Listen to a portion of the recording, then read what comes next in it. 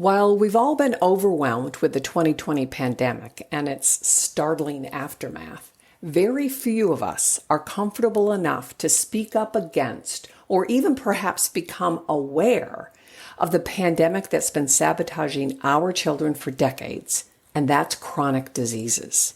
So hold on before you say, that doesn't affect me. I challenge you to listen to this episode, to open your mind to the basic statistics that I share, that we are actually taught just to accept it. And because you're in the middle of it, you get to decide which path will you take and how will you lead your family. Hello, and welcome to Talking Toddlers, where I share more than just tips and tricks on how to reduce tantrums or build your toddler's vocabulary. We're going to cover all of that, but here, our goal is to develop clarity, because in this modern world, it's truly overwhelming. This podcast is about empowering moms to know the difference between fact and fiction, to never give up, to tap into everyday activities so your child stays on track. He's not falling behind, he's thriving through your guidance. We know that true learning starts at home, so let's get started. We don't know what we don't know. Plain and simple. That's just a fact. I want to shine some light on that, to help new moms just like you recognize that you are in charge, that you do know more than you think you know, and you are open to learning. The truth is, most developmental challenges can be alleviated, mitigated, and or avoided altogether. My perspective for 35 years has watched this unfold before my very eyes. And what that means is, yes, there are true diagnoses, true diagnosable problems, whether they're neurological or physiological, emotional, all of that is true. Yet, I'm here to shine a light on the fact that perhaps maybe our modern environment, our modern lifestyle is exacerbating those issues or making vulnerable kids kind of crumble before our very eyes, whether they're 1 or 2 or 5 or 6. It used to be 30 years ago, 50 years ago, that all of these developmental issues or childhood problems were a one-off, were an actual anomaly. And considered rare in both practice and in the community. What I like to look at is that as these numbers have skyrocketed, continued to climb through the last 3, 4, 5 decades, but especially my lifetime, these last 3.5 decades, and you're probably thinking as a 30-something-year-old, because that's the average age that new moms come to me or that new moms start looking on the internet like, how can I help my toddler, right? That was when I started practice. So you were born or a toddler yourself when I started working on the floor and playing on the floor and reading and trying to put all of these pieces together. And you're probably right now looking at your baby or your toddler or thinking of him and saying, they're just fine. We're doing okay. We're fine enough. This is a messy time. This is just a season. We'll get through this. And what I want to bring to the forefront, what I want to really report is the truth that we're not fine. We as a community, you as a family, our kids are getting sicker and sicker. Let me share a little history, right? 1 in 8 kids had a chronic disease back in 1994. So perhaps about 30 years ago when you were first born or a toddler or your mom and dad were thinking about having kids, right? Just your lifespan. 1 in 8 kids had a chronic disease. Currently, it's 1 in 3. Or I take that back. In 2015, the CDC reported 1 in 3 kids had a chronic disease. Currently, in 2023, it's 1 in 2. That means 50%, it's actually 54% of kids under 10 in the United States have a chronic disease. How'd that happen in 30 years, in 35 years? We, as human beings, we really haven't changed. Our biology, our neurology, our DNA, our cell reproduction, all of that, pretty much the same. What's changed? The environment, how you and I spend our time, how we live each day, what we put inside of our body, how we rest. Do we go outside? Do we play? Do we socialize? Do we engage? All of that has changed. You might not see it as a 30-something-year-old new mom because you grew up in this technology, and it's great. And I'm not negating any of that. It's all wonderful. I'm here talking to you on YouTube, broadcasting my thoughts, my feelings openly. And that's pretty spectacular, right? I love technology, but we have to learn how to live in it without hurting ourselves. So here's some more statistics. 1 in 5 kids are diagnosed with eczema. Back in 1970, when I was a kid, it was 1 in 15. So that means it's 3 times as much. Currently, 1 in 10 children are diagnosed with ADHD, and now a lot of adults are being diagnosed with ADHD, and that's a whole different conversation. Where and how is that coming to light, right? Currently, 1 in 36 kids, 1 in 36, are classified on the autism spectrum disorder, right? Autism spectrum, the ASD. Back in 2020, it was 1 in 59. In 2010, it was 1 in 88. That's a big jump from 2010 to 13 years later in 2023.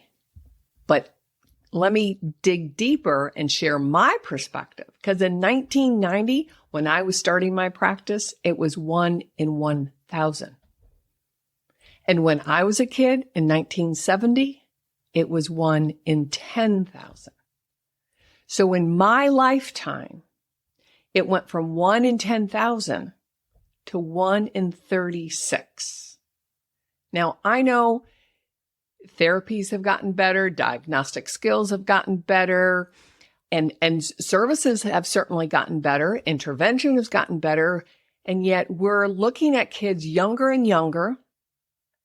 We're supposedly have all kinds of medical and social systems to help, and yet the kids don't present so healthy, and they're having more and more challenges. And honestly, I can look back in the 1970s, and you may or may not have heard this before, but where did all those kids come from? Or where did all of those kids go? If the ratio is about the same, and your class and my class should be about the same, where were those 1 in 36 kids on the spectrum? I knew nobody. And the truth is, when I went to graduate school, we didn't even study autism. Maybe it was mentioned in one paragraph. And I've shared in my podcast last year that my very first child who was diagnosed with autism was when I worked in a clinical psychiatric hospital. And this child was very, very severe and hospitalized. And it was rare. And I'm like, okay, great. I'll learn on the job. I'll figure this out. So currently, let's get back to more statistics. 1 in 5 of our children today out there in America are overweight. 1 in 6 are diagnosed with a mental, behavioral, or a developmental disorder. 1 in 13 have food allergies. That means 2 kids per class have a food allergy. I never heard of kids with food allergies when I was growing up. 1 in 13 have asthma. Again, that was pretty dang rare. And 1 in 6 currently today of children in America have diabetes. 1 in 6. Type 2 diabetes. That means 4 children per class are diabetic.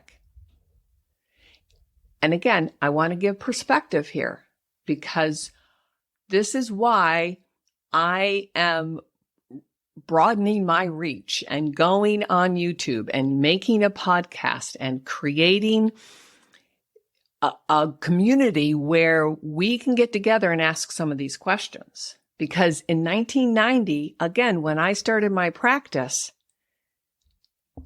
type 2 diabetes was near zero with children. And I can personally relate to this because when I went to graduate school, I worked for the VNA, the Visiting Nurses Association. Every state has that, which primarily works with geriatric population. And I learned diagnostic codes.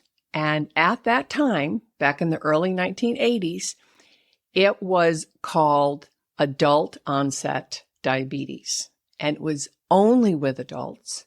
And it was typically when they were older, 65 and older. They had other health problems. Sometimes it was the chicken or the egg. But that's when adult onset diabetes or type 2 diabetes was diagnosed. Children never had type 2 diabetes. Again, that's a 35-year span. Just giving you perspective.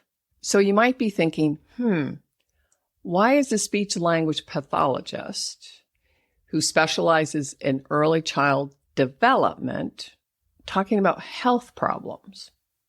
How does that connect? Again, I'm here to try to help us connect the dots. I say this, I bring this to the forefront because when a child has chronic stomach issues because of food allergies or itchy skin because of eczema, a stuffy head, stuffy nose because of allergies, brain fog because he's eating food that is not being digested or does not serve him, or they have chronic fatigue because of the congestion, they've become an open mouth breather. An open mouth breather means that they're not breathing naturally through their nose and building all kinds of wonderful, healthy chemical effects, but they're also breathing through their mouth during the night and having intermittent sleep apnea. They're snoring. And so they have disruptive sleep. So of course they wake up cranky and still stuffy. They're not able to clear themselves. And then many of our kids, because of their fatigue or because of their overweight, they can't run and play freely outside. And I've talked a lot about the freedom of play outside, of running and climbing and jumping and rolling and getting dirty. But if you're short of breath, if you're uncomfortable in your own body when you're 3 or 5 or 8, but when they have these chronic daily health issues, one, they don't know what a healthy body feels like. I've shared with you before, in the beginning of my practice, I was fairly stunned when I would meet a 3-year-old who had chronic constipation. They don't know what a healthy digestive system feels like. So we are expecting them to learn and grow and develop and interface with the world. They're not available to learn because they're on a fight or flight state. They're on survival mode. When your body is not processing well, and you can't breathe through your nose, and you can't have good sleep, and you have low muscle tone because you're not engaging with this world readily in those first 3 years and 5 years and 6 years, of course, they're going to have trouble in school. Of course, they're going to have social problems. Of course, they're going to have self-regulation issues. All of these diagnoses that we use readily We have to start peeling back the layers. And that's what I started to do in the 1990s when I first started working with occupational therapists. And I'm saying, well, it's hard to teach a child speech and language, how to listen, how to speak better, if they physically can't hold themselves up in the chair and they keep falling off. So the occupational therapists then started teaching me about sensory integration. And we worked together for the next 10, 15 years. But as the 2000s approach, our kids got it sicker and sicker and sicker.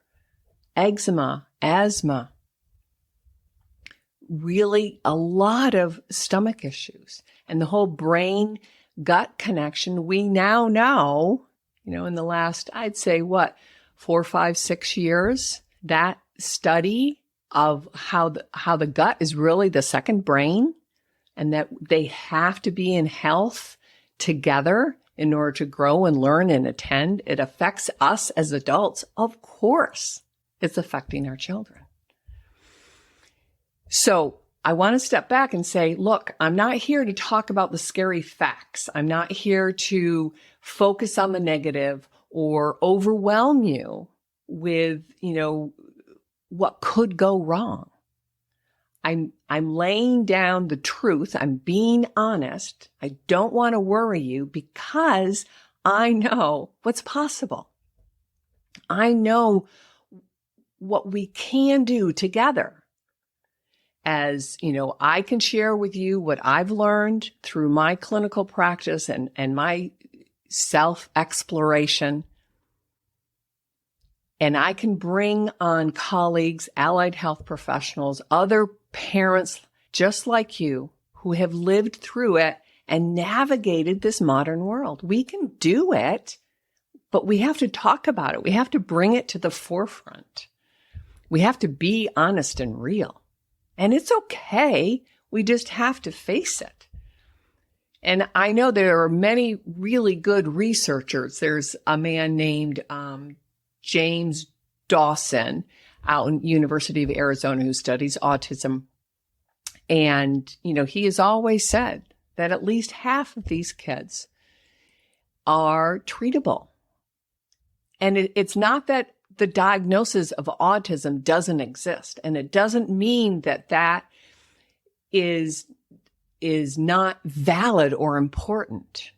But there are a lot of kids that present like that because they have underlying issues, underlying health problems that are impacting their neurological growth and development and their social development, their social communication. And that's a hallmark of kids who fall on the spectrum.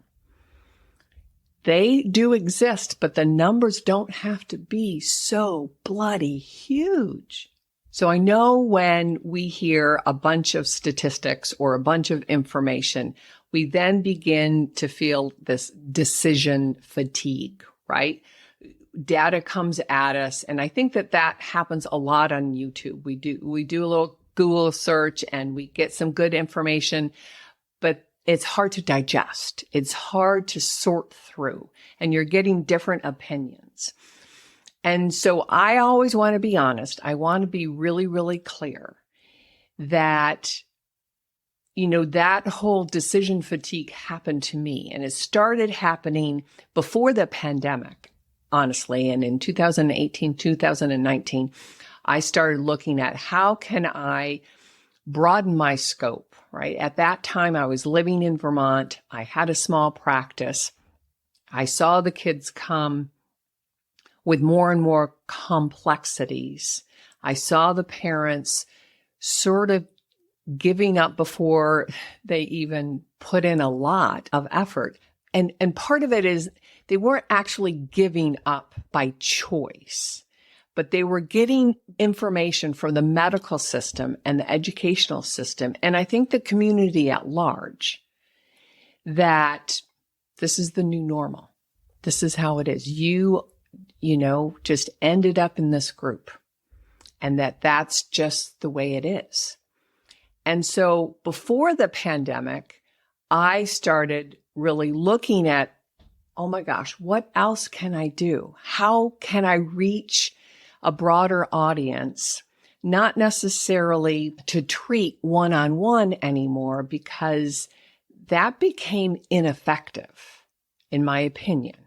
And I always thought that I was a pretty darn good therapist, but there were so many parts to the puzzle that getting treatment 1 hour a week, or maybe 2 hours a week if you're lucky, didn't negate or counterbalance the other, 22 hours in the day.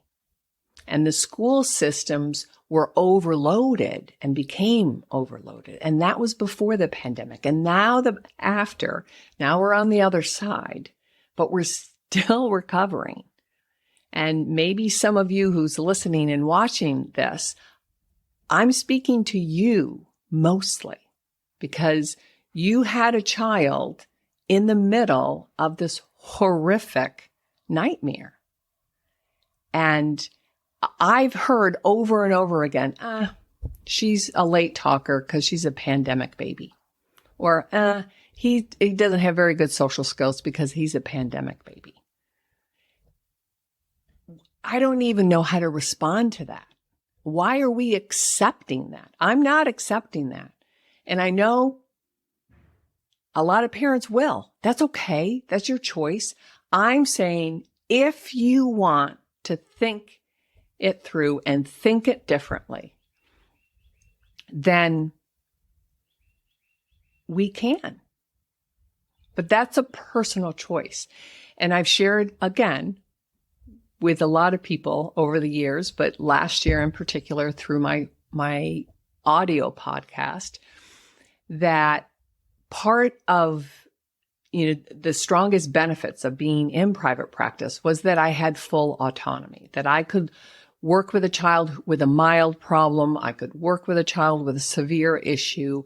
I could lay down my best recommendations, my best impressions, and the parents had free choice of whether to work with me or not, to wait and see or not. There was no judgment. And that's how it is here. I want to just at least voice my opinions to a larger audience because I know there are many moms and dads and grandparents that know that we can do it differently, know that we can do it better. And truth is, I can't stay quiet anymore. Even after all of these years, and I've worked in my private practice, and that I kind of stayed under the radar, right? It was always word of mouth, but I can't do that anymore. That's wrong of me to hold back, right? To play small. And there are a lot of people that might be hearing this and saying, "You're full of crap, lady. This diagnosis is real." Yep. Okay. That's fine. And I'm saying, if you're interested in doing it differently, doing it with more purpose and clarity, and going back to the basics, actually, knowing that we're living in a modern day, right? We have technology, we have inside living, right? With all the artificial lights and everything, but we still need nature. We still need to go outside. We still need all of these natural elements in order to grow and learn and be healthy. And so part of my shift after a year being on the audio is doing YouTube, bringing on guests. Like I said, I'm not a nutritionist. I'm not an occupational therapist. I'm not a psychologist or a naturopath, but I've worked with them. I've learned from them. And I know how I can bring them together as a community, and we can talk and get some of your questions answered. We can share what we all know and what we've all kind of compartmentalized and bring it together in the forefront. And I know one of the hardest things about all of this, talking about you as a parent and your baby and your family, is that it's so personal. And it's really, really sensitive. And I think it's, like I shared a few minutes ago, there's no judgment. If you're not ready for this, that's fine. You can share it maybe with some of your friends, or you can come back at a later time where you feel more comfortable in your own space. I want to reach the people who are thinking, there's too many kids who are not necessarily happy, when they're 5 or 10. And this pandemic certainly exacerbated everything tenfold. Now what? Right? How much clout do I have? How much weight do I matter in my child's early development? And I want to put this all together by looking at, we've all been deceived slowly but surely over the last, 3.5, 4, 5 decades, my lifetime. We've been deceived by these systems, whether it was on purpose or it just kind of snowballed and got out of hand. But when I look at, big ag, right? Big agriculture, our food system, yikes, right? When I look at, the sugar that's in the food that we've been convinced is okay, Pop-Tarts or sugary cereals for breakfast, the chemicals, the dyes. Where in the world did we ever think that was food, that was nutritious? But we have been deceived. And I'm not blaming anyone. There's no judgment, like I've said. If you look on the commercials, first of all, right? And then you go to the grocery store, 90% of it isn't real food unless you shop on the peripheral edge and you know how to stay there, right? But they're so clever, the food industry and the advertisers, that even when we started realizing that, we're not all feeling really healthy all the time, and maybe this gluten stuff isn't so good for us. Guess what? They started making highly processed, ultra processed, gluten-free foods. It's all over the place. You and I eat it all the time, right? And then they moved on to low carbs or keto friendly or Whole30. You see all of those little symbols on any box. What I've said for the last, 15 years to all of my families, anything in a box or a bag, try to avoid. If it didn't grow in the ground or it didn't come from an animal that God designed, try to stay away from it. But it's hard because with every time that the general population, gets a little wiser and starts thinking, maybe this highly processed wheat is making my stomach feel crappy, which is putting me into a brain fog, which is making my kid grumpy. And so I'm going to pull away from gluten and wheat. And what do? They come up with highly processed food using other flours or other products, right? At the end of the day, they still make their billions. And you and I, our families, our neighbors, our colleagues continue to suffer, to get another diagnosis. And then on top of the food industry, then we have big pharma. I think 87% of commercials are pharmaceutical. Yikes. Talk about brainwashing, right? That they're convincing you that you have these symptoms, or if you want to be happy and lighthearted, and if you want to have a family that, eats together and plays together, then, you need this product, or you need this prescription, or you need this pill, convincing us. And I want to tell you a little quick backstory about how these advertisers work. So in 2018, I went to a conference and meeting a whole bunch of old colleagues and friends that I hadn't seen in a while. And we're having dinner, and there's a bunch of us. There's probably 20 of us. And there's this one neuroscientist that we've all known for eons. I knew him for 25 years. And he's talking about his new position. You know, he got out of the clinical lab, right? He, I think, worked at Rutgers for eons and then moved to San Francisco and whatnot. But I won't disclose any names or privacy or any of that. But he was sharing how these large corporations hire him and his team. There's tons of them, probably hundreds, that would help with their marketing strategy, right? Because he knew neuroscience. He knew how the brain changes. He knew what the positive reward system, right? That dopamine hit, and how to get people triggered in a positive way, and how to change their behavior and their impression of what they need or what they want more of.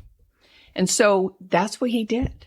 And he was bragging, that he would study different music, music in the elevator, music in the store, smells, different colors and flavors to make the brain behave in certain ways and want something more, or what works to convince us that this is a better way. And I sat there that evening and I thought, wow, that's sad. Here's this bright man, he kind of walked over to the dark side. But it opened my mind.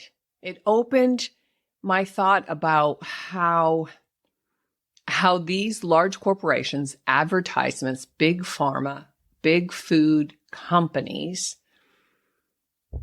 convince us that, one, we need this, or this is how everybody does it, and you want to be like everybody. You want to fit in. You don't want to, go against the grain, so to speak, because that's a hard way to live.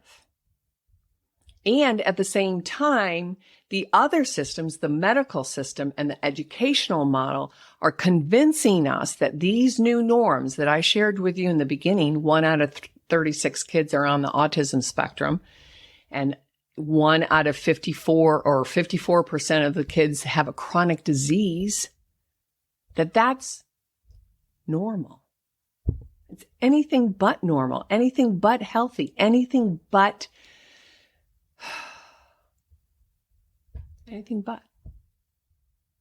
So my goal here is to help you, the new moms, dads, and grandparents, caretakers, even the new daycare center people and preschools.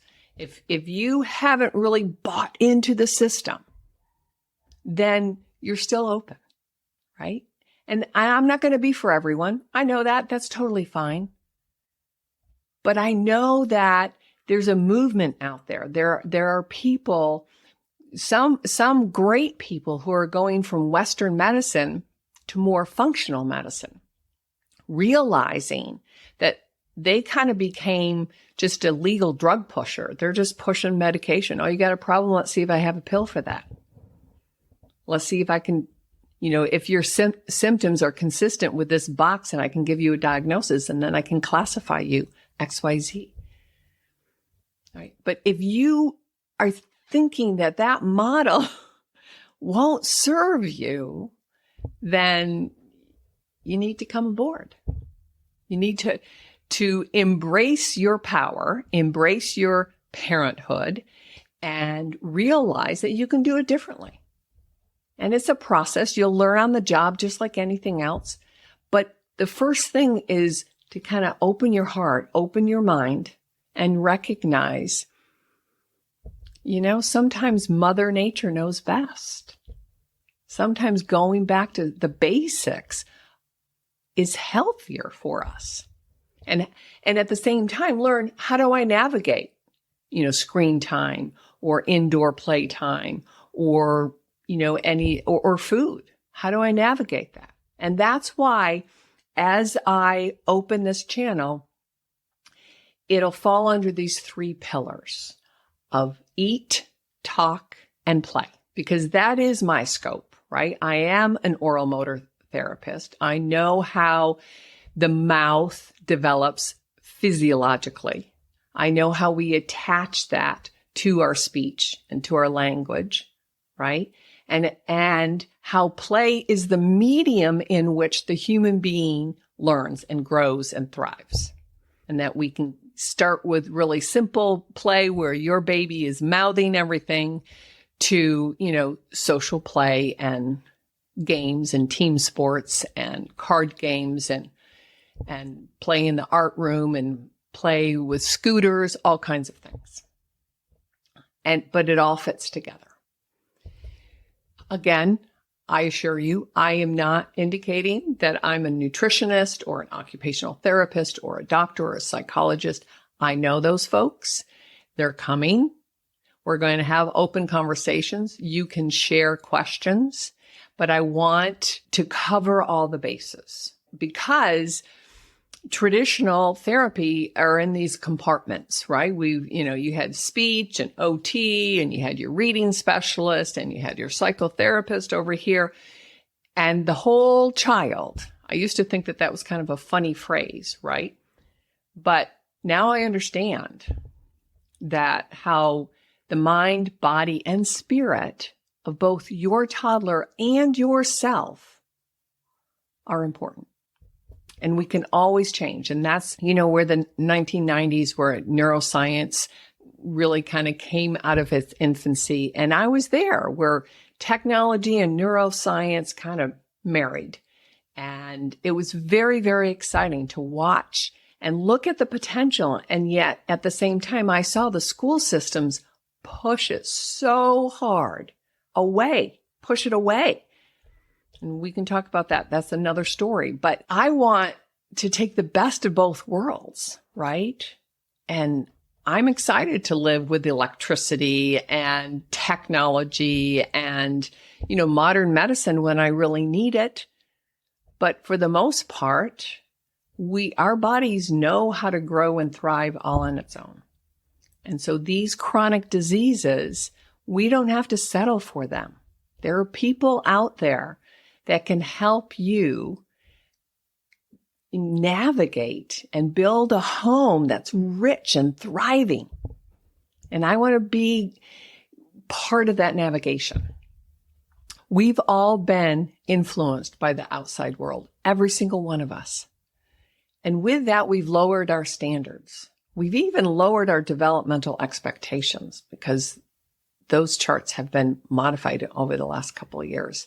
And it did start before the pandemic, but it's even worse now, right? And so I want to reassure you that we can all do better.